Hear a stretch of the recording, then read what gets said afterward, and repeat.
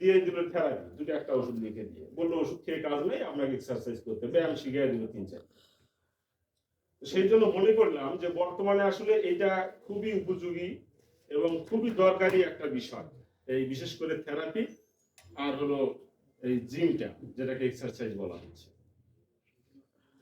তো থেরাপি বলতে আমরা অনেকের একটু ভুল ধারণা আছে। যেমন রিসেন্টলি আমার কাছে একজন আজকে আসছিল যে অমুকের ডাক্তার দিয়েছে থেরাপি করার কথা বলেছে, কিন্তু সে থেরাপি দিতে যাচ্ছে না, থেরাপি দিলে নাকি মাথার চুল উঠে যায়।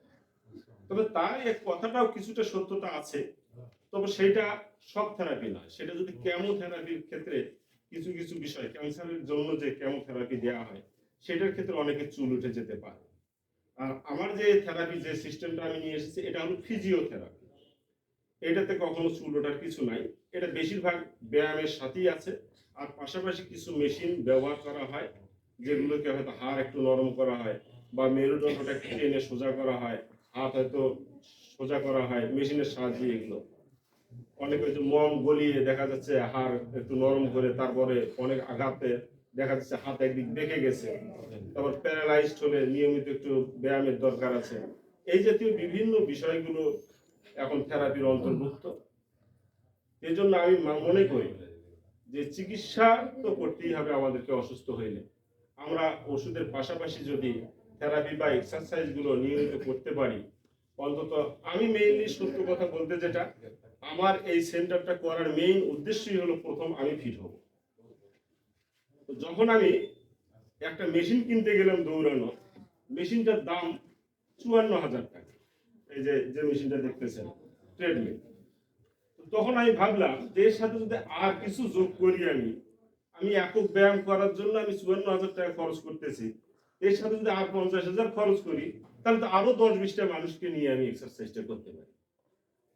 এই কারণে এই মূলত এই চিন্তাধারাতে আমি করলাম যে আমি সুস্থ থাকবো, পাশাপাশি আরো এলাকা 10-12-20 জন সুস্থ থাকবো।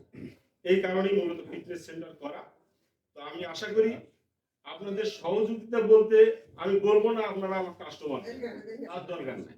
আপনারা নিজেরা ফিট হন, নিজের পরিবারকে ফিট রাখুন, এবং পাশাপাশি প্রতিষ্ঠানটা করেছি এইটা যেন চলে। চলে বলতে কি ব্যাপার, যদি আমি ক্রমান্বয়ে দেখা যাচ্ছে আমার যদি পকেট থেকে ঘাটতি যায়, তাহলে তো আর এটা চালাইতে পারবো, মনটা তো আর অতদিন টিকবে না। আমার লাভের দরকার নেই, আমার খরচটা উঠে আসলেই চলবে। থেরাপির বিষয়ে আমি গ্যারান্টি দিয়ে বলতে পারি, রংপুর, বীরগঞ্জ, অত্র এলাকার যে থেরাপি যে রেটে নেয়, আমার এখানে তার চেয়ে ইনশাল্লাহ কম রেটে আমি দিই আমার। এবং তাৎক্ষণিকভাবে আমি একজন স্পেশালিস্ট পেয়েছি, অবশ্য ছোটখাটো স্পেশালিস্ট, ও ডিপ্লোমা করেছে প্যাথোলজির উপর, ফিজিওথেরাপির উপর। তো এই ফিজিওথেরাপির উপর ওকে যখন পাইছি, তখন মনে হলো আর একটু বড় আকারে করি থেরাপি সেন্টার। সেই হিসাবে আমার থেরাপি সেন্টারটা এখন মোটামুটি যে মানের হয়েছে। আপনারা অন্যান্য থেরাপি সেন্টারগুলো দেখে আসতে পারেন। আমার মনে হয় যে কোনো জেলা পর্যায়ের থেরাপি সেন্টারের সাথে এটা প্রতিদ্বন্দ্বিতা করার উপযোগী হয়ে গেছে। আমার শুধু মেশিনগুলো কিনতে 3.5 লাখ টাকা চলে গেছে, এবং আরো মাথায় আছে, আমি একটু দেখি যদি ভালো চলে তাহলে আমি আরো কিছু কিছু মেশিন সংযোজন করব। এবং বাংলাদেশের টপ 10 এর মধ্যে যে থেরাপি সেন্টার আছে, তার যে পরিচালক, তার সঙ্গে পরামর্শ করে আমি যে কোন কোন মেশিনগুলো চালাইলে আমার কোনো রোগী যেন ফেরত না যায়, কি কি লাগবে তার সাথে পরামর্শ করে, এবং আমার এখানে যাকে আমি নিয়োগ দিয়েছি তার সঙ্গে পরামর্শ করি মূলত মেশিনগুলো আমি সেট করেছি। তো আজকে সেভাবে সেটিংটা দেখানো হয়তো সম্ভব নয়, পুরো রুম জুড়ে সেটিং ছিল। আজকে এই প্রোগ্রামটা করার জন্য আমরা একটু চাপিয়ে নিয়ে আসছি। এ ব্যাপারে বিস্তারিত পরে কথা বলবে আমাদের যে থেরাপিস্ট আছে সে। তো এই জিমের বিষয়টা, থেরাপির রেটটা আসলে আমরা তো ঠিক মতো করতে পারবো না, কারণ এটা বিভিন্ন রোগের ক্ষেত্রে বিভিন্ন। যেমন প্যারালাইসিস রোগের ক্ষেত্রে দেখা যাচ্ছে নিয়মিত 1 মাস, 3 মাস, 6 মাস, এমনকি 2-4 বছরও দেওয়া লাগতে পারে, ধীরে ধীরে ঠিক হয়ে আসে। কোন কোন থেরাপি হয়তো দেখা যাচ্ছে যে একবার দিলে হয়ে গেল, কোন থেরাপি হয়তো 1 মাস 7 দিন। তো এই জন্য থেরাপির রেটটা বলা মুশকিল। তো জিমের বিষয়টা আমি যেটা লক্ষ্য করেছি, জিমের বিষয়টা সেটা হলো এই যে ট্রেডমিলটা চলছে, এটা চলে হলো আমার 3.5 হর্স মোটর দিয়ে। এখানে একটা কারেন্ট বিলের কস্ট আছে, পাশাপাশি ঘর ভাড়া বা যে লোকটা এখানে পরিশ্রম করবে তাকে একটু স্যালারি দেওয়া, এই জন্য আমি রেটটা খুব একটা বেশি ধরে নিই। যে পার ডে যদি কেউ প্রতিদিন একদিনের জন্য আসে, সর্বোচ্চ সে আধা ঘন্টা জিম করতে পারবে এবং ফি হলো অনলি 30 টাকা। 30 টাকা দিয়ে সে আধা ঘন্টা জিম করবে, আর আধা ঘন্টা সে সাইকেলিং করুক কিংবা দৌড়াক কিংবা অন্যান্য যন্ত্র ব্যবহার করে করুক। এবং এইভাবে যদি কেউ 1 মাসের জন্য এই জিম করতে চায়, যে আমি নিয়মিত প্রতিদিন আধা ঘন্টা করে করব, তার জন্য আমি ফি রেখেছি 700 টাকা। 30 টাকা দিন হিসেবে 900 হয়, ওখানে স্যাক্রিফাইস 200 টাকা কমায় দিচ্ছে। তারপর যদি কেউ 2 মাসের জন্য বুকিং হয়, তার জন্য রেটটা করেছি আমি 7 গুণ 1400 হয়, সেই জায়গায় করেছি 1200।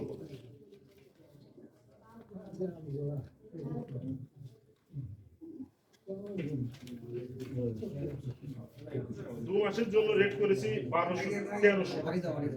যদি কেউ এটা 3 মাসের জন্য বুকিং করে তাহলে তার জন্য হলো 1800।